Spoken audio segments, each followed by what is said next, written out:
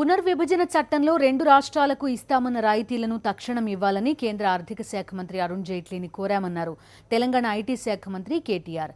ఢిల్లీలో అరుణ్ జైట్లీతో సమావేశమైన మంత్రి కేటీఆర్ పలు కీలక అంశాలపై చర్చించారు.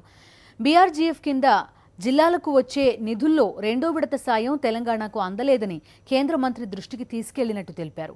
ఏపీకి ఇచ్చినట్టే తెలంగాణలో వెనుకబడిన జిల్లాలకు ఆర్థిక సాయం అందించాలని కోరినట్టు వెల్లడించారు. పునర్వ్యవస్థీకరణ చట్టంలో తెలంగాణకు ఇచ్చిన వాగ్దానాలను నెరవేరుస్తారన్నారని కేటీఆర్ చెప్పారు.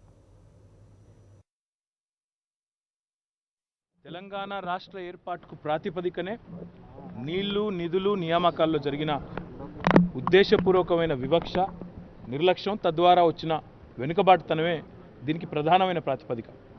మరి ఏ తెలంగాణ అయితే పోరాడి త్యాగాలు చేసి వెనుకబాటుతనాన్ని ఒక ప్రాతిపదికగా కూడా చేసుకొని మరి రాష్ట్రాన్ని సాధించుకుందో, ఆ తెలంగాణ మళ్ళీ ఈరోజు మరి ఆంధ్రప్రదేశ్ పునర్విభజన చట్టంలో ఏ హామీలైతే ఇవ్వడం జరిగిందో కేంద్ర ప్రభుత్వం వాటన్నింటినీ కూడా పూర్తి స్థాయిలో నెరవేర్చాలని చెప్పేసి మంత్రి గారిని ప్రత్యేకంగా కోరడం జరిగింది.